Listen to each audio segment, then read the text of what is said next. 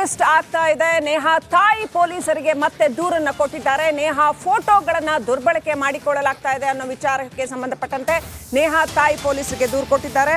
ಫಯಾಜ್ ಖಾತೆಯಿಂದಲೇ ಈ photo upload ಆಗ್ತಾ ಇದೆ. ಫಯಾಜ್ ಜೈಲ್ನಲ್ಲಿ ಇದ್ರೂ ಕೂಡ ಈ ಫೋಟೋ ಹೆಂಗ್ ಅಪ್ಲೋಡ್ ಆಗ್ತಾ ಇದೆ? ಸೈಬರ್ ಕ್ರೈಮ್ಗೆ ನೇಹಾ ತಾಯಿ ಗೀತಾ ದೂರು ಕೊಟ್ಟಿದ್ದಾರೆ.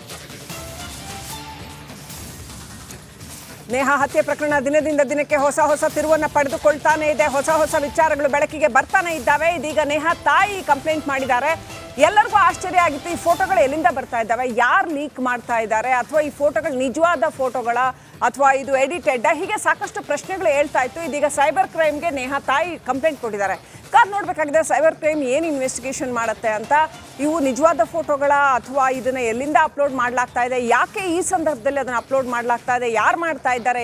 ಈಗ ಫಯಾಜ್ ಪ್ರೊಫೈಲ್ ಇಂದನೇ ಒಂದಷ್ಟು ಫೋಟೋಗಳು ಅಪ್ಲೋಡ್ ಆಗ್ತಾ ಇದೆ. ಹಾಗಾದ್ರೆ ಅದನ್ನ ಯಾರು ಮಾಡ್ತಾ ಇದ್ದಾರೆ, ಏನೋ ಉದ್ದೇಶ ಇದೆಯಾ?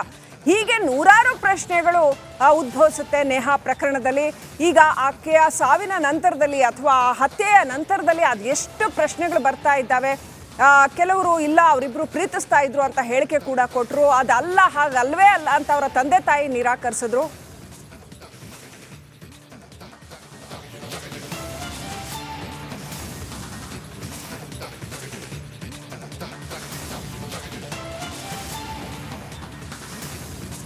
ಸೊ ಹಾಗಾದ್ರೆ ಈ ನೇಹಾ ತಾಯಿ ಪೊಲೀಸರಿಗೆ ಕೊಟ್ಟಿರ್ತಕ್ಕಂಥ ದೂರಿನಲ್ಲಿ ಯಾವೆಲ್ಲ ಅಂಶಗಳಿದೆ, ನನ್ನ ಸಹೋದ್ಯೋಗಿ ಸ್ಮಿತಾ ರಂಗನಾಥ್ ಎಕ್ಸ್ಪ್ಲೈನ್ ಮಾಡ್ತಾರೆ. Over to you Smita.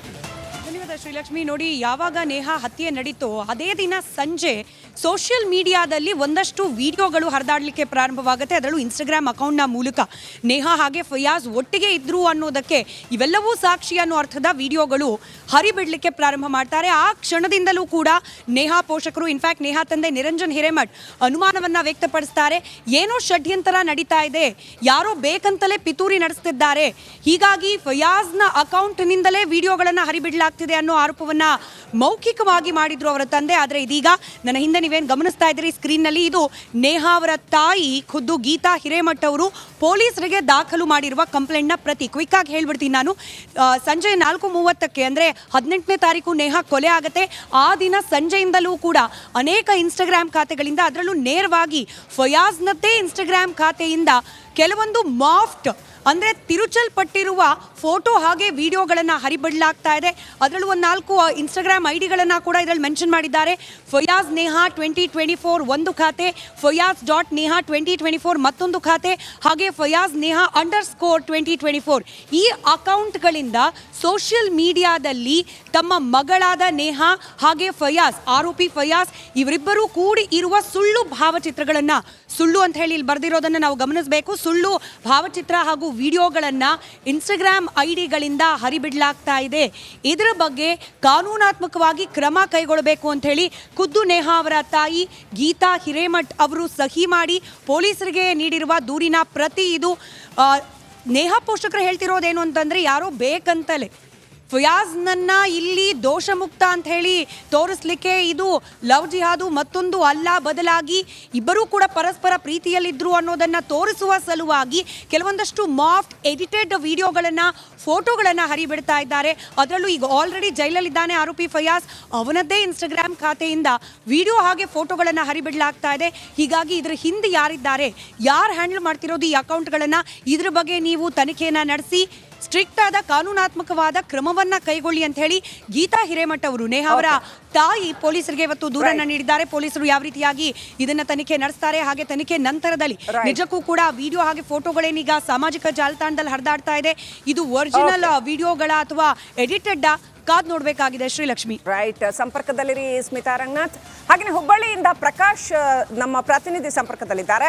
Prakash, ಹುಬ್ಬಳ್ಳಿಯಲ್ಲಿ ನೇಹಾ ತಾಯಿ ಕಂಪ್ಲೇಂಟ್ ಮಾಡಿರ್ತಕ್ಕಂಥದ್ದು, ಈಗ ನೀವು ಅಲ್ಲಿ ಇರ್ತೀರಾ, ಸೊ ವಿಚಾರಗಳು ಗೊತ್ತಾಗತ್ತೆ, ಅಂದ್ರೆ ಅವರ ತಂದೆ ತಾಯಿಯ ವರ್ಷನ್ ಏನು ಅನ್ನೋದು ಗೊತ್ತಾಗತ್ತೆ, ಅವರ ಅಳಲು ಏನು. ಮೊನ್ನೆ ನಾಯಕರು ಬಂದಾಗಲೂ ಹೇಳಿದ್ರು ಅಲ್ವಾ, ಈ ಫೋಟೋಗಳ ಕುರಿತಾಗಿ, ಆಮೇಲೆ ಇವರಿಬ್ರು ಪರಸ್ಪರ ಪ್ರೀತಿಸ್ತಾ ಇದ್ರು ಅನ್ನೋ ವಿಚಾರದ ಕುರಿತಾಗಿ ನೇಹಾ ತಂದೆ ತಾಯಿ ಅಥವಾ ಕುಟುಂಬಸ್ಥರ ವರ್ಷನ್ ಏನು?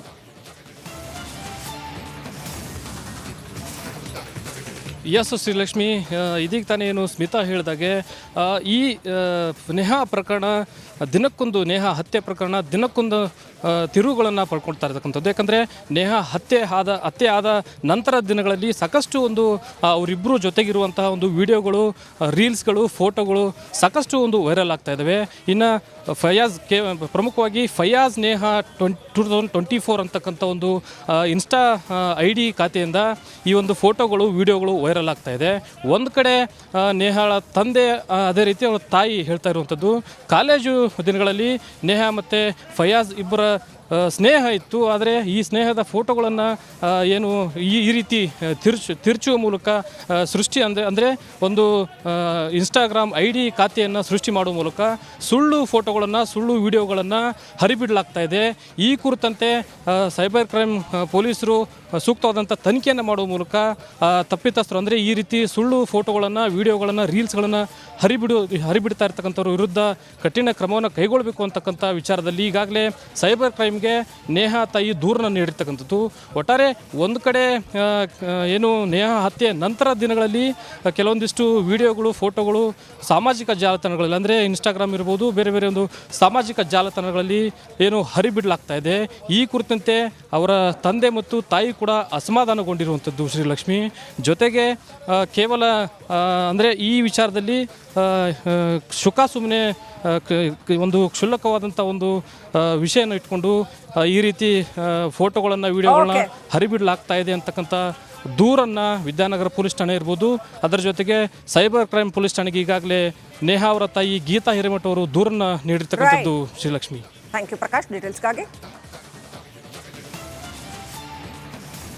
ಸಾಕಷ್ಟು ಸೋಷಿಯಲ್ ಮೀಡಿಯಾದಲ್ಲಿ ನೇಹಾ ಫಯಾಜ್ 2024 ಅಂತ ಒಂದು ಅಕೌಂಟ್ ಕ್ರಿಯೇಟ್ ಆಗಿದೆ. ಅದರಲ್ಲೇನು ಭಾಳ ಜನ ಏನಿಲ್ಲ, ಯಾವ ಕ್ರಿಯೇಟ್ ಆಗಿದೆ ಅದು ಅನ್ನೋದನ್ನು ಸೈಬರ್ ಕ್ರೈಮ್ ಪೊಲೀಸರು ಕಂಡುಹಿಡಿಬೇಕಾಗಿದೆ.